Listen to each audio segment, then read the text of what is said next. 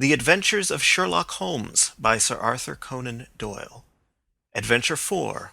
The Boscombe Valley Mystery. We were seated at breakfast one morning, my wife and I, when the maid brought in a telegram. It was from Sherlock Holmes, and ran in this way. "Have you a couple of days to spare? Have just been wired for from the west of England in connection with Boscombe Valley tragedy. Shall be glad if you will come with me. Air and scenery perfect. Leave Paddington by the 11:15. "What do you say, dear?" said my wife, looking across at me. "Will you go?" "I really don't know what to say. I have a fairly long list at present." "Oh, Anstruther would do your work for you. You have been looking a little pale lately. I think that the change would do you good. And you are always so interested in Mr. Sherlock Holmes's cases." "I should be ungrateful if I were not, seeing what I gained through one of them," I answered. "But if I am to go, I must pack at once, for I have only half an hour." My experience of camp life in Afghanistan had at least had the effect of making me a prompt and ready traveller. My wants were few and simple, so that in less than the time stated, I was in a cab with my valise, rattling away to Paddington Station. Sherlock Holmes was pacing up and down the platform, his tall, gaunt figure made even gaunter and taller by his long grey travelling cloak and close-fitting cloth cap. "It is really very good of you to come, Watson," said he. "It makes a considerable difference to me, having someone with me on whom I can thoroughly rely. Local aid is always either worthless or else biased. If you will keep the two corner seats, I shall get the tickets." We had the carriage to ourselves, save for an immense litter of papers which Holmes had brought with him. Among these he rummaged and read, with intervals of note-taking and of meditation, until we were past Reading. Then he suddenly rolled them all into a gigantic ball and tossed them up onto the rack. "Have you heard anything of the case?" he asked. "Not a word. I have not seen a paper for some days." "The London press has not had very full accounts. I have just been looking through all the recent papers in order to master the particulars. It seems, from what I gather, to be one of those simple cases which are so extremely difficult." "That sounds a little paradoxical." "But it is profoundly true. Singularity is almost invariably a clue. The more featureless and commonplace a crime is, the more difficult it is to bring it home. In this case, however, they have established a very serious case against the son of the murdered man." "It is a murder, then?" "Well, it is conjectured to be so. I shall take nothing for granted until I have the opportunity of looking personally into it. I will explain the state of things to you as far as I have been able to understand it in a very few words. Boscombe Valley is a country district not very far from Ross in Herefordshire. The largest landed proprietor in that part is a Mr. John Turner, who made his money in Australia and returned some years ago to the old country. One of the farms which he held, that of Hatherley, was lent to Mr. Charles McCarthy, who was also an ex-Australian. The men had known each other in the colonies, so that it was not unnatural that, when they came to settle down, that they should do so as near each other as possible.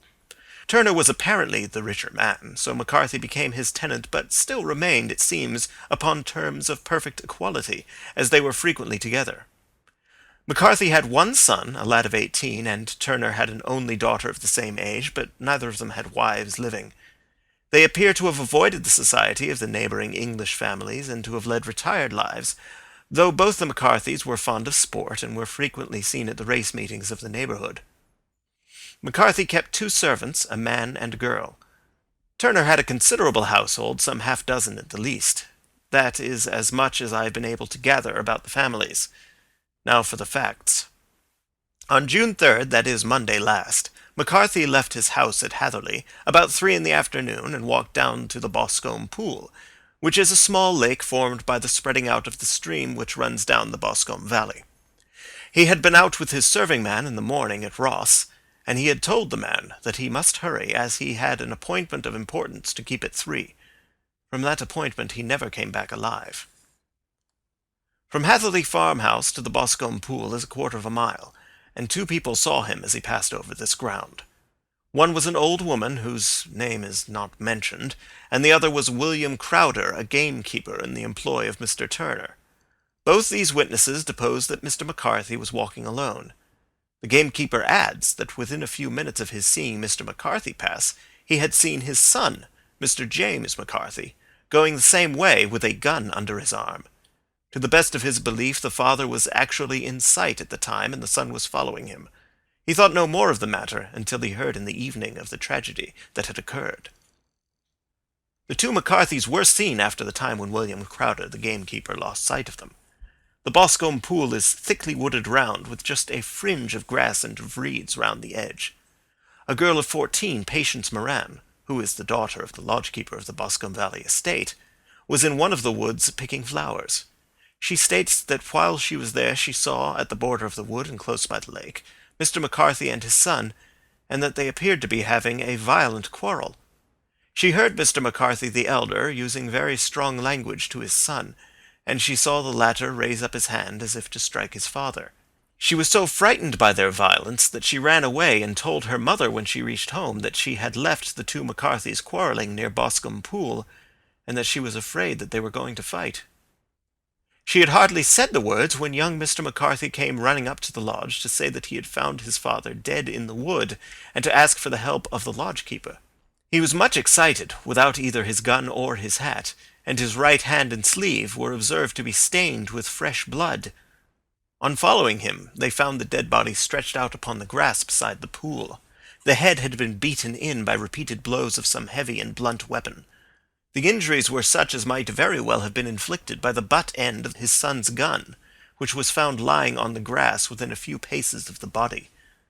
Under these circumstances the young man was instantly arrested, and a verdict of wilful murder having been returned at the inquest on Tuesday, he was on Wednesday brought before the magistrates at Ross, who have referred the case to the next assizes. Those are the main facts of the case, as they came out before the coroner and the police court. "I could hardly imagine a more damning case," I remarked.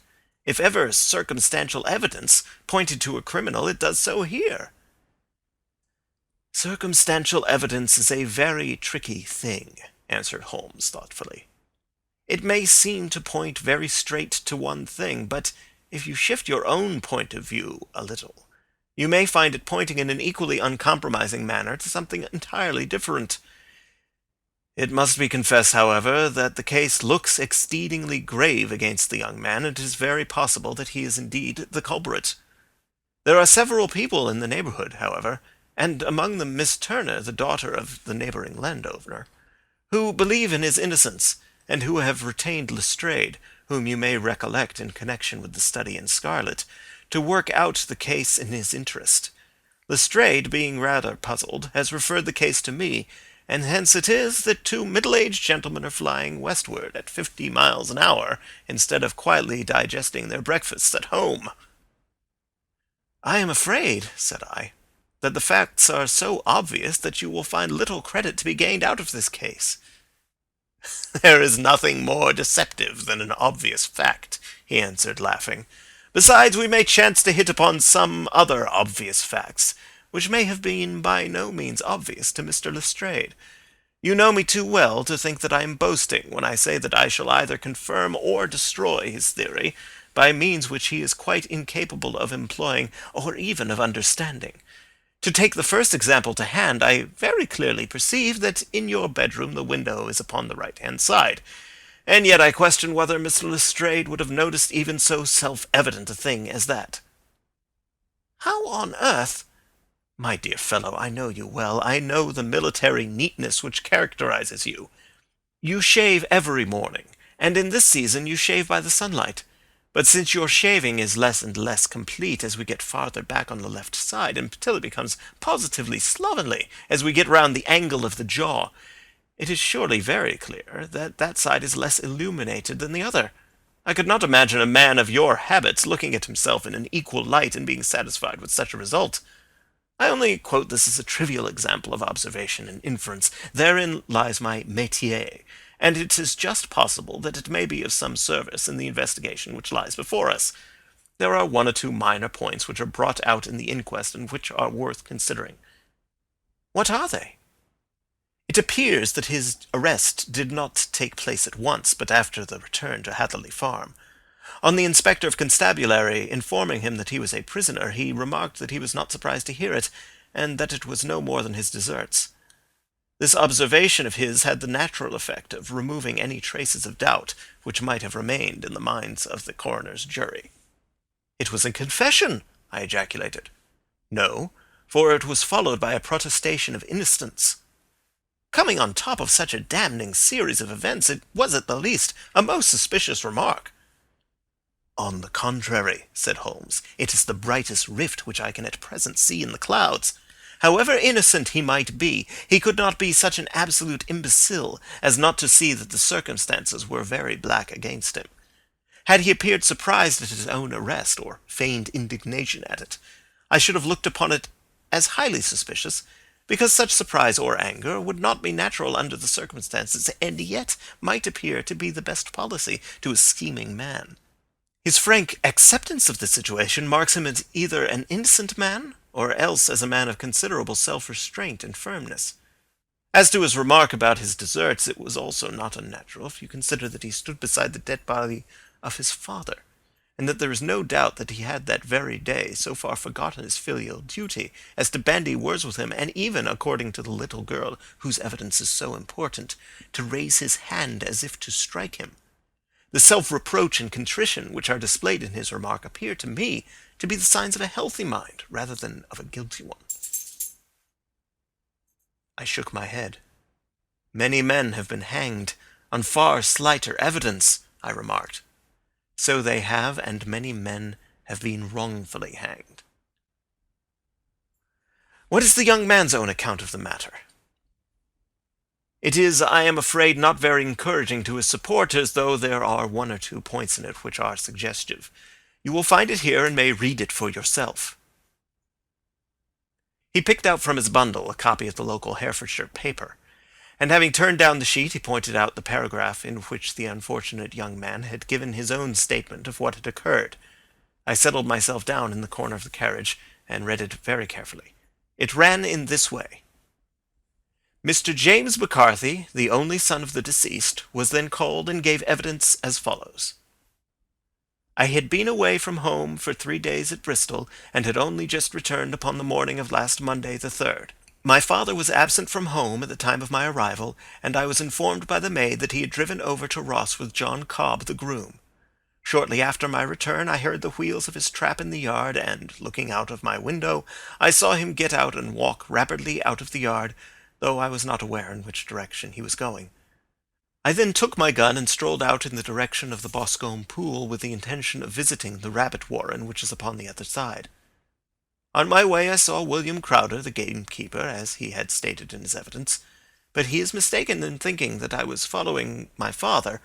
I had no idea that he was in front of me. When about 100 yards from the pool I heard a cry of coo-ee, which is an usual signal between my father and myself. I then hurried forward, and found him standing by the pool. He appeared to be much surprised at seeing me, and asked me rather roughly what I was doing there. A conversation ensued which led to high words and almost to blows, for my father was a man of a very violent temper. Seeing that his passion was becoming ungovernable, I left him and returned towards Hatherley Farm. I had not gone more than 150 yards, however, when I heard a hideous outcry behind me, which caused me to run back again. I found my father expiring upon the ground with his head terribly injured. I dropped my gun and held him in my arms, but he almost instantly expired. I knelt beside him for some minutes, and then made my way to Mr. Turner's lodge-keeper, his house being the nearest, to ask for assistance. I saw no one near my father when I returned, and I have no idea how he came by his injuries. He was not a popular man, being somewhat cold and forbidding in his manners. But he had, as far as I know, no active enemies. I know nothing further of the matter." The Coroner: "Did your father make any statement to you before he died?" Witness: "He mumbled a few words, but I could only catch some allusion to a rat." The Coroner: "What did you understand by that?" Witness: "It conveyed no meaning to me. I thought that he was delirious." The Coroner: "What was the point upon which your father had this final quarrel?" Witness: "I should prefer not to answer." The Coroner: "I am afraid that I must press it." Witness: "It is really impossible for me to tell you. I can assure you that it has nothing to do with the sad tragedy which followed." The coroner. That is for the court to decide. I need not point out to you that your refusal to answer will prejudice your case considerably in any future proceedings which may arise. Witness. I still must refuse. The coroner. I understand that the cry of cooee was a common signal between you and your father. Witness. It was. The coroner. How was it then that he uttered it before he saw you and before he even knew that you had returned from Bristol?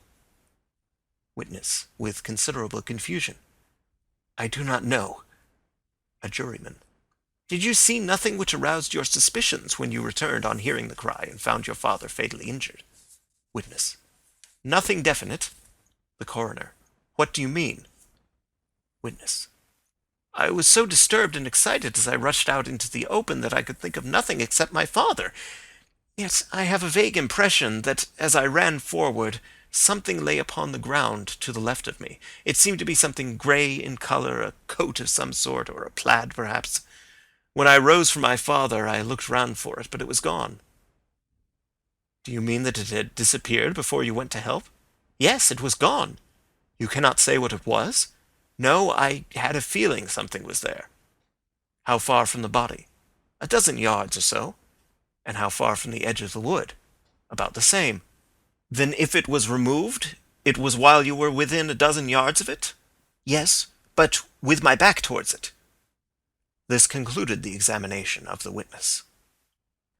I see, said I as I glanced down the column, that the coroner in his concluding remarks was rather severe upon young McCarthy. He calls attention, and with reason, to the discrepancy about his father having signalled to him before seeing him, and also to his refusal to give details of his conversation with his father, and his singular account of his father's dying words. They are all, as he remarks, very much against the son. Holmes laughed softly to himself, and stretched himself out upon the cushioned seat. Both you and the coroner have been at some pains, said he, to single out the very strongest points in the young man's favour. Don't you see that you alternately give him credit for having too much imagination and too little? Too little if he could not invent a cause of quarrel which would give him the sympathy of the jury. Too much if he evolved from his own inner consciousness anything so outré as a dying reference to a rat, and the incident of the vanishing cloth. No, sir, I shall approach this case from the point of view that what this young man says is true, and we shall see whither that hypothesis will lead us. And now here is my pocket Petrarch, and not another word shall I say of this case until we are on the scene of action. We lunch at Swindon, and I see that we shall be there in 20 minutes. It was nearly 4 o'clock when we at last, after passing through the beautiful Stroud Valley and over the broad gleaming Severn, found ourselves at the pretty little country town of Ross. A lean ferret-like man, furtive and sly-looking, was waiting for us upon the platform. In spite of the light brown dustcoat and leather leggings which he wore in deference to his rustic surroundings, I had no difficulty in recognizing Lestrade of Scotland Yard. With him we drove to the Hereford Arms, where a room had already been engaged for us. "I have ordered a carriage," said Lestrade, as we sat over a cup of tea. "I knew your energetic nature, and that you would not be happy until you had been on the scene of the crime." "It was very nice and complimentary of you," Holmes answered. "It is entirely a question of barometric pressure." Lestrade looked startled. "I do not quite follow," he said. "How is the glass? 29, I see. No wind and not a cloud in the sky. I have a case full of cigarettes here which needs smoking, and the sofa is very much superior to the usual country hotel abomination. I do not think that it is probable that I shall use the carriage tonight." Lestrade laughed indulgently.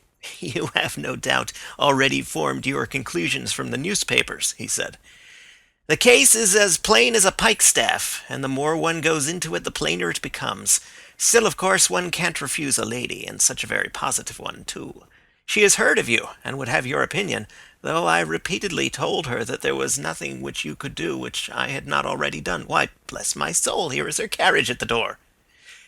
He had hardly spoken before there rushed into the room one of the most lovely young women that I have ever seen in my life. Her violet eyes shining, her lips parted, a pink flush upon her cheeks, all thought of her natural reserve lost in her overpowering excitement and concern. "Oh, Mr. Sherlock Holmes!" she cried. glancing from one to the other of us, and finally with a woman's quick intuition fastening upon my companion. "I am so glad that you have come. I have driven down to tell you so. I know that James didn't do it. I know it, and I want you to start upon your work knowing it too. Never let yourself doubt upon that point.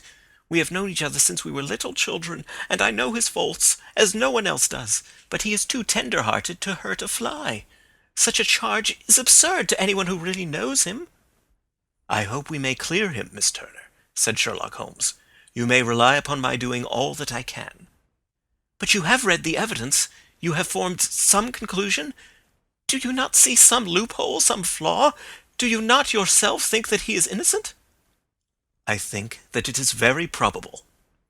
"There now," she cried, throwing back her head and looking defiantly at Lestrade. "You hear? He gives me hopes." Lestrade shrugged his shoulders. "I am afraid that my colleague has been a little quick in forming his conclusions," he said. "But he is right. Oh, I know that he is right. James never did it. And about his quarrel with his father, I am sure that the reason why he would not speak about it to the coroner is because I was concerned in it." "In what way?" asked Holmes. "It is no time for me to hide anything.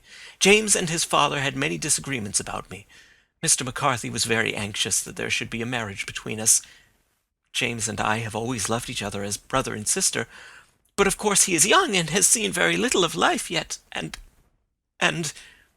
well, naturally he did not wish to do anything like that yet. So there were quarrels, and this, I am sure, was one of them." "And your father?" asked Holmes. "Was he in favor of such a union?" "No, he was averse to it also. No one but Mr. McCarthy was in favor of it." A quick blush passed over her fresh young face as Holmes shot one of his keen, questioning glances at her. "Thank you for this information," said he. "May I see your father if I call tomorrow?" "I am afraid the doctor won't allow it." "The doctor?" "Yes. Have you not heard?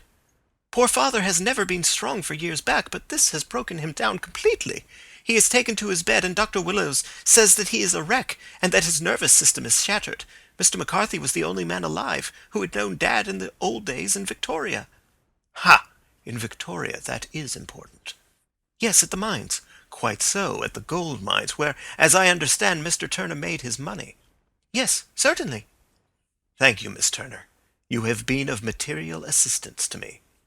"You will tell me if you have any news tomorrow. No doubt you will go to the prison to see James. Oh, if you do, Mr. Holmes, do tell him that I know him to be innocent." "I will, Miss Turner." "I must go home now, for Dad is very ill, and he misses me so if I leave him. Goodbye, and God help you in your undertaking." She hurried from the room as impulsively as she had entered, and we heard the wheels of her carriage rattle off down the street. "I am ashamed of you, Holmes," said Lestrade with dignity after a few minutes' silence. "Why should you raise up hopes which you are bound to disappoint? I am not over-tender of heart, but I call it cruel." "I think that I see my way to clearing James McCarthy," said Holmes. "Have you an order to see him in prison?" "Yes, but only for you and me." "Then I shall reconsider my resolution about going out. We have still time to take a train to Hereford and see him tonight?" "Ample." "Then let us do so. Watson, I fear that you will find it very slow, but I shall only be away a couple of hours." I walked down to the station with them, and then wandered through the streets of the little town, finally returning to the hotel, where I lay upon the sofa, and tried to interest myself in a yellow-backed novel. The puny plot of the story was so thin, however, when compared to the deep mystery through which we were groping, and I found my attention wander so continually from the action to the fact, that I at last flung it across the room, and gave myself up entirely to a consideration of the events of the day.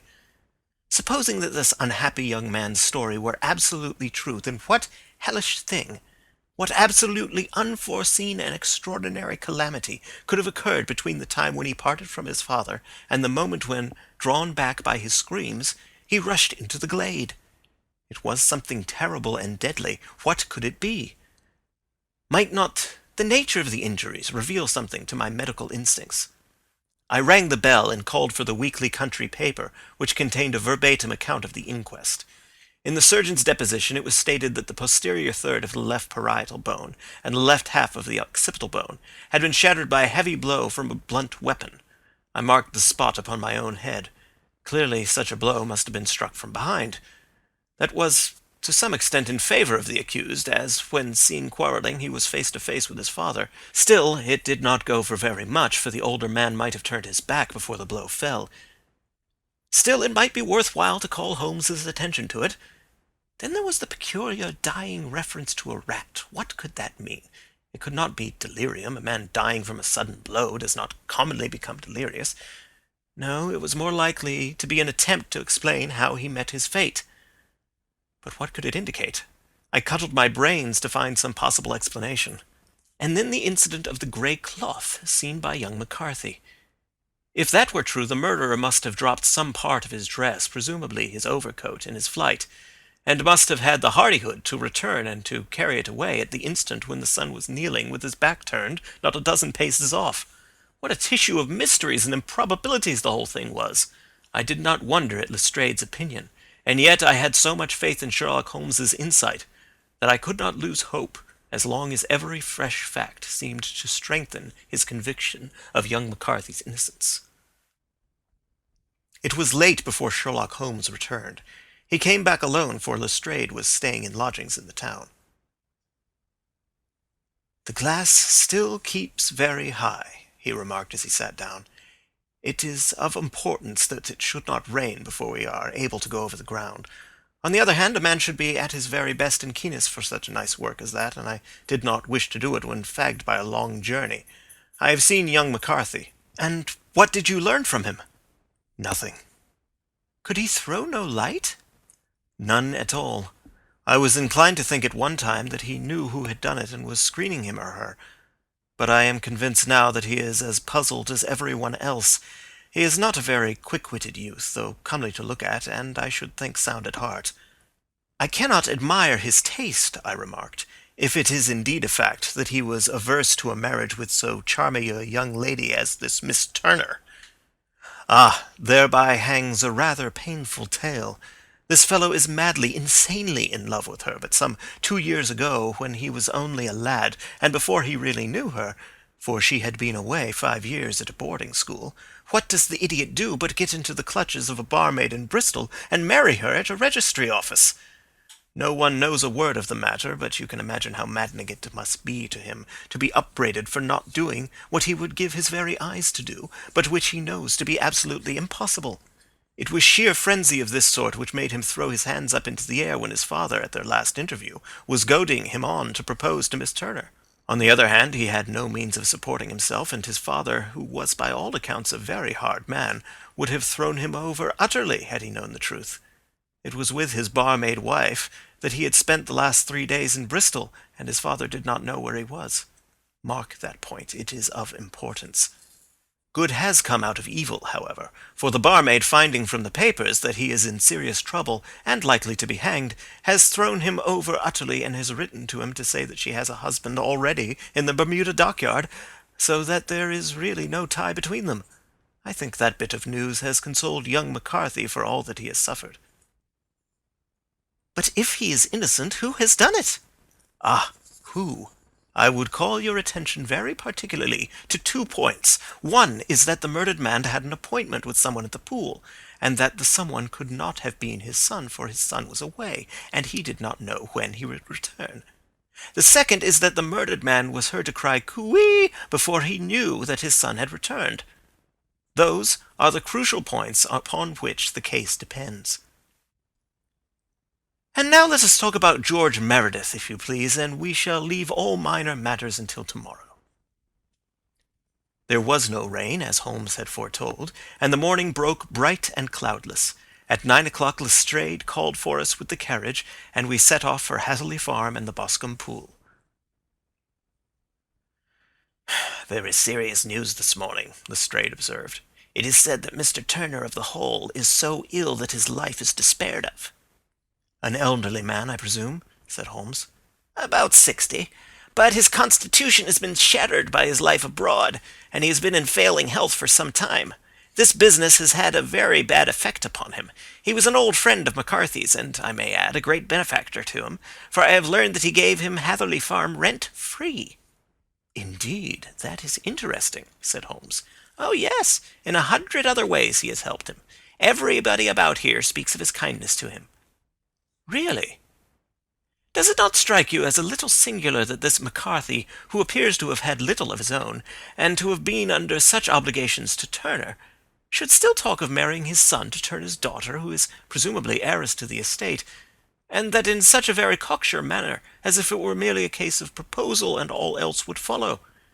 It is the more strange since we know that Turner himself was averse to the idea. The daughter told us as much. Do you not deduce something from that?" "We have got to the deduces and the inferences," said Lestrade, winking at me. "I find it hard enough to tackle facts home without flying away after theories and fancies." "You are right," said Holmes demurely. "You do find it very hard to tackle the facts." "Anyhow, I have grasped one fact which you seem to find it difficult to get hold of," replied Lestrade with some warmth. "And that is?" "That McCarthy Sr. met his death from McCarthy Jr., and that all theories to the contrary are the merest moonshine." "Well, moonshine is a brighter thing than fog," said Holmes, laughing. "But I am very much mistaken if this is not Hatherley Farm upon the left." "Yes, that is it." It was a widespread, comfortable-looking building, 2-storied, slate-roofed, with great yellow blotches of lichen upon the grey walls. The drawn blinds and the smokeless chimneys, however, gave it a stricken look, as though the weight of this horror still lay heavy upon it.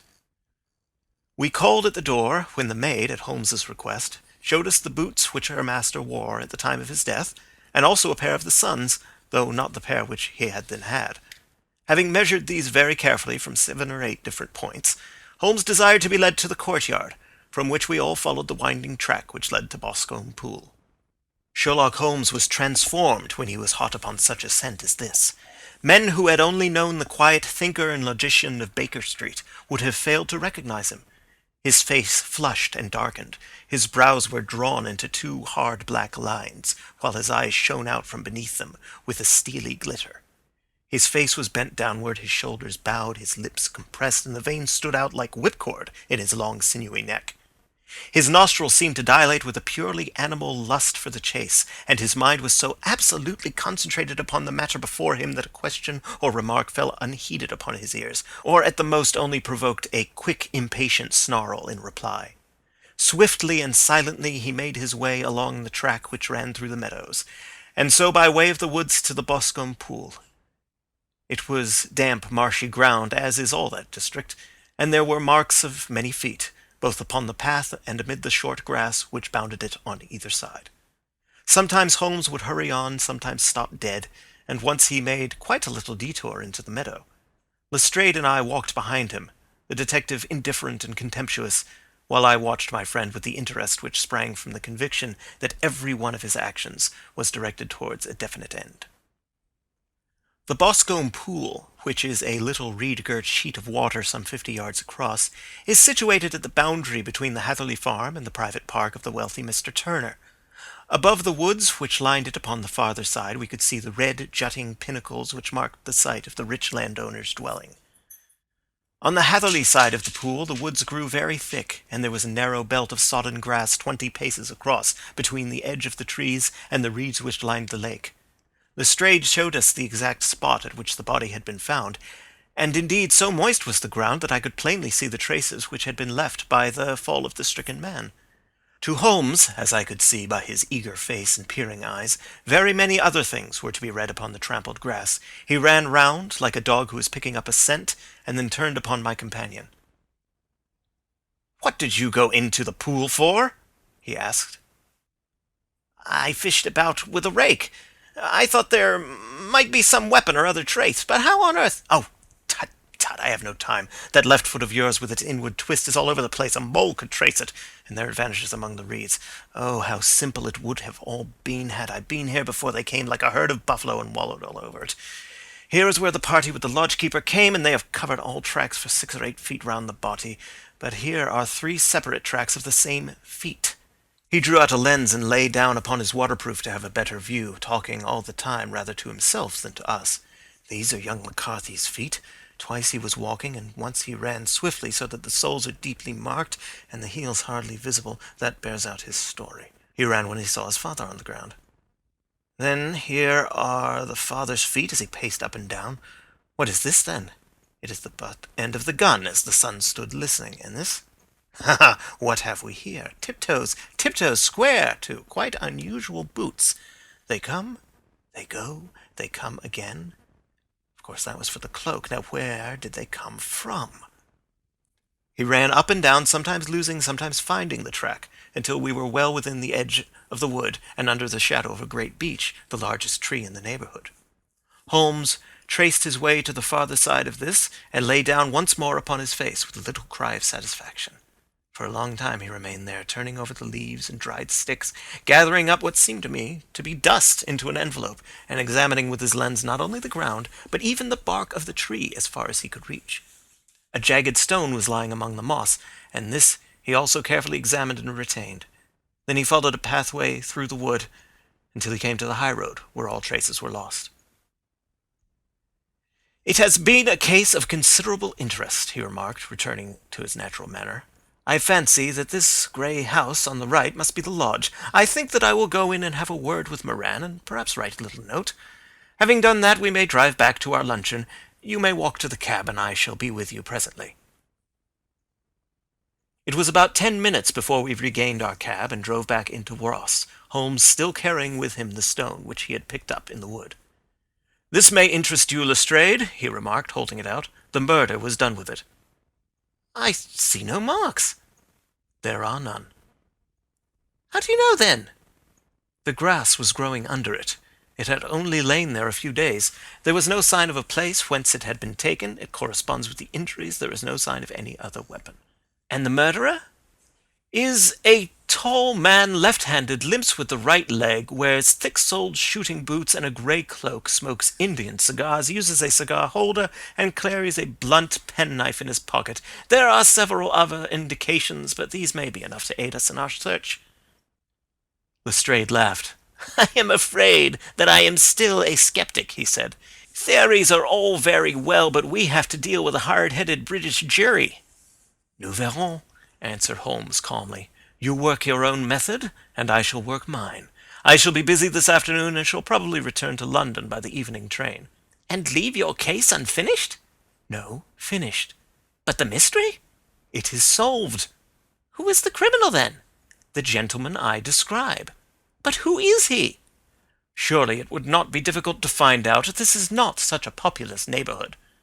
Lestrade shrugged his shoulders. "I am a practical man," he said, "and I really cannot undertake to go about the country looking for a left-handed gentleman with a game leg. I should become the laughing-stock of Scotland Yard."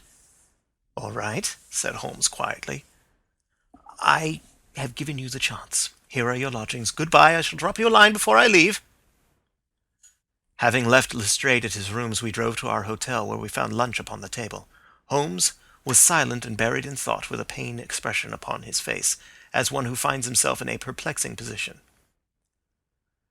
"Look here, Watson," he said when the cloth was cleared. "Just sit down in this chair, and let me preach to you for a little. I don't know quite what to do, and I should value your advice. Light a cigar, and let me expound." "Pray do so." "Well, now, in considering this case, there are 2 points about young McCarthy's narrative which struck us both instantly, although they impressed me in his favour and you against him. One was the fact that his father should, according to his account, cry "Cooee" before seeing him. The other was his singular dying reference to a rat. He mumbled several words, you understand, but that was all that caught the son's ear. Now, from this double point our research must commence, and we will begin it by presuming that what the lad says is absolutely true. What of this cooee, then? Well, obviously it could not have been meant for the son.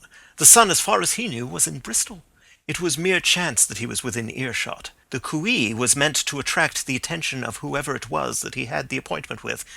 But cooee is a distinctly Australian cry, and one which is used between Australians. There is a strong presumption that the person whom McCarthy expected to meet him at Boscombe Pool was someone who had been in Australia. What of the rat, then? Sherlock Holmes took a folded paper from his pocket and flattened it out on the table. "This is a map of the colony of Victoria," he said. "I wired to Bristol for it last night." He put his hand over part of the map. "What do you read?" "A rat," I read. And now he raised his hand. Ballarat! Quite so. That was the word the man uttered, and of which his son only caught the last two syllables. He was trying to utter the name of his murderer, so-and-so of Ballarat. "It is wonderful!" I exclaimed. "It is obvious. And now you see I had narrowed the field down considerably. The possession of a grey garment was a third point which, granting the son's statement to be correct, was a certainty. We have come now out of mere vagueness to the definite conception of an Australian from Ballarat with a grey cloak." "Certainly. And one who was at home in the district, for the pool can only be approached by the farm or by the estate, where strangers could hardly wander." "Quite so. Then comes our expedition of today. By an examination of the ground I gained the trifling details which I gave to that imbecile Lestrade as to the personality of the criminal." "But how did you gain them?" "You know my method. It is founded upon the observation of trifles. His height I might know that you might roughly judge from the length of his stride. His boots, too, might be told from their traces. Yes, they were peculiar boots. But his lameness? The impression of his right foot was always less distinct than his left. He put less weight upon it. Why? Because he limped. He was lame. But his left-handedness? You were yourself struck by the nature of the injury as recorded by the surgeon at the inquest. The blow was struck from immediately behind, and yet was upon the left side. Now, how can that be, unless it were by a left-handed man? He had stood behind that tree during the interview between the father and son. He had even smoked there. I found the ash of a cigar, which my special knowledge of tobacco ashes enables me to pronounce as an Indian cigar. I have, as you know, devoted some attention to this, and written a little monograph on the ashes of 140 different varieties of pipe, cigar, and cigarette tobacco. Having found the ash, I then looked round and discovered the stump among the moss where he had tossed it. It was an Indian cigar, of the variety which are rolled in Rotterdam. And the cigar holder? I could see that the end had not been in his mouth, therefore he used a holder. The tip had been cut off, not bitten off, but the cut was not a clean one, so I deduced a blunt penknife. "Holmes," I said, "you have drawn a net round this man from which he cannot escape, and you have saved an innocent human life as truly as if you had cut the cord which was hanging him. I see the direction in which all this points. The culprit is—" "Mr. John Turner," cried the hotel waiter, opening the door of our sitting-room and uttering in a visitor. The man who entered was a strange and impressive figure. His slow, limping step and bowed shoulders gave the appearance of decrepitude, and yet his hard, deep-lined, craggy features and his enormous limbs showed that he was possessed of unusual strength of body and of character. His tangled beard, grizzled hair, and outstanding drooping eyebrows combined to give an air of dignity and power to his appearance, but his face was of an ashen white, while his lips and the corners of his nostrils were tinged with a shade of blue. It was clear to me at a glance that he was in the grip of some deadly and chronic disease. "Pray sit down on the sofa," said Holmes gently. "You had my note?" "Yes, the lodge-keeper brought it up. You said that you wished to see me here to avoid scandal." "I thought people would talk if I went to the hall." "And why did you wish to see me?" He looked across at my companion with despair in his weary eyes, as though his question was already answered. "Yes," said Holmes, answering the look rather than the words. "It is so. I know all about McCarthy." The old man sank his face in his hands. "God help me!" he cried. "But I would not have let the young man come to harm. I give you my word that I would have spoken out if it went against him at the assizes." "I am glad to hear you say so," said Holmes gravely. "I would have spoken now, had it not been for my dear girl. It would break her heart. It will break her heart when she hears that I am arrested." "It may not come to that," said Holmes. "What?" "I am no official agent. I understand that it was your daughter who required my presence here, and I am acting in her interests. Young McCarthy must be got off, however." "I am a dying man," said old Turner. "I have had diabetes for years. My doctor says it is a question whether I shall live a month. Yet I would rather die under my own roof than in a jail." Holmes rose and sat down at the table with his pen in his hand, and a bundle of paper before him. "Just tell us the truth," he said. "I shall jot down the facts, you will sign it, and Watson here can witness it. Then I could produce your confession at the last extremity to save young McCarthy. I promise you that I shall not use it unless it is absolutely needed." "It's as well," said the old man. "It's a question whether I shall live to the assizes, so it matters little to me, but I should wish to spare Alice the shock. And now I will make the thing clear to you. It has been a long time in the acting, but it will not take me long to tell. You didn't know this dead man, McCarthy. He was a devil incarnate, I tell you that. God keep you out of the clutches of such a man as he. His grip has been upon me these 20 years, and he has blasted my life. I'll tell you first how I came to be in his power. It was in the early 60s at the diggings. I was a young chap then, hot-blooded and reckless, ready to turn my hand at anything.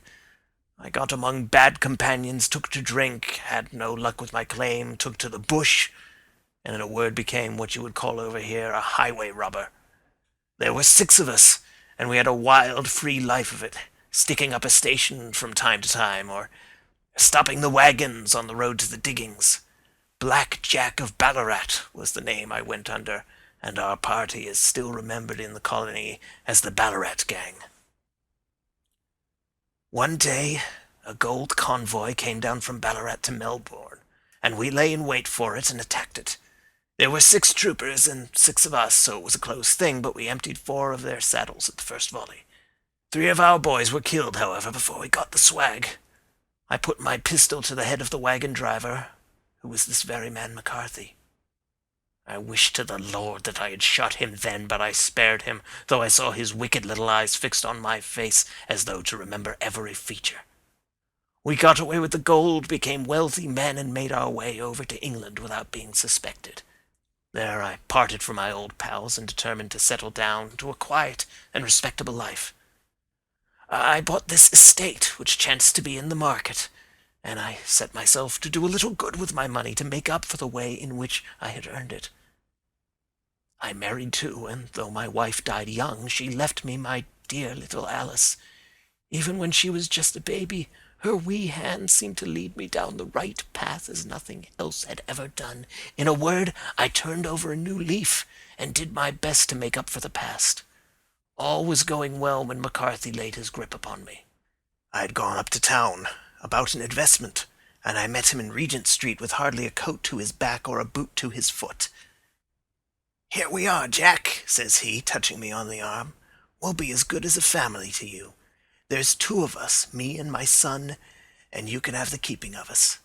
If you don't, it's a fine, law-abiding country is England, and there's always a policeman within hail." Well, down they came to the West Country. There was no shaking them off, and there they have lived rent-free on my best land ever since. There was no rest for me, no peace, no forgetfulness. Turn where I would, there was his cunning, grinning face at my elbow. It grew worse as Alice grew up, for he soon saw I was more afraid of her knowing my past than of the police. Whatever he wanted he must have, and whatever it was I gave him, without question. Land, money, houses, until at last he asked a thing which I could not give. He asked for Alice. His son, you see, had grown up, and so had my girl. And as I was known to be in weak health, it seemed a fine stroke to him that his lad should step into the whole property. But there I was firm. I would not have his cursed stock mixed with mine. Not that I had any dislike to the lad, but his blood was in him, and that was enough. I stood firm. McCarthy threatened. I braved him to do his worst. We were to meet at the pool midway between our houses to talk it over. When I went down there, I found him talking with his son, so I smoked a cigar and waited behind a tree until he should be alone. But as I listened to his talk, all that was black and bitter in me seemed to come uppermost. He was urging his son to marry my daughter with as little regard for what she might think, as if she were a slut from off the streets. It drove me mad to think that I and all that I held most dear should be in the power of such a man as this. Could I not snap the bond? I was already a dying and desperate man. Though clear of mind and fairly strong of limb, I knew that my own fate was sealed. But my memory and my girl both could be saved if I could but silence that foul tongue. I did it, Mr. Holmes. I would do it again. Deeply as I have sinned, I have led a life of martyrdom to atone for it. But that my girl should be entangled in the same meshes which held me was more than I could suffer. I struck him down with no more compunction than if he had been some foul and venomous beast. His cry brought back his son, but I had gained the cover of the wood, though I was forced to go back to fetch the cloak which I had dropped in my flight. That is the true story, gentlemen, of all that occurred. Well, it is not for me to judge you, said Holmes, as the old man signed the statement which had been drawn out. I pray that we may never be exposed to such a temptation. I pray not, sir. And what do you intend to do? In view of your health? Nothing. You are yourself aware that you will soon have to answer for your deed to higher court than the assizes. I will keep your confession, and if McCarthy is condemned, I shall be forced to use it. If not, it shall never be seen by mortal eye, and your secret, whether you be alive or dead, shall be safe with us. Farewell, then, said the old man solemnly. Your own deathbeds, when they come, will be the easier for the thought of the peace which you have given to mine. Tottering and shaking in all his giant frame, he stumbled slowly from the room. God help us, said Holmes after a long silence. Why does fate play such tricks with poor, helpless worms? I never hear of such a case as this that I do not think of Baxter's words and say, there, but for the grace of God, goes Sherlock Holmes. James McCarthy was acquitted at the assizes on the strength of a number of objections which had been drawn out by Holmes and submitted to the defending counsel. Old Turner lived for 7 months after our interview, but he is now dead, and there is every prospect that the son and daughter may come to live happily together in ignorance of the black cloud which rests upon their past. End of Adventure 4, The Boscombe Valley Mystery.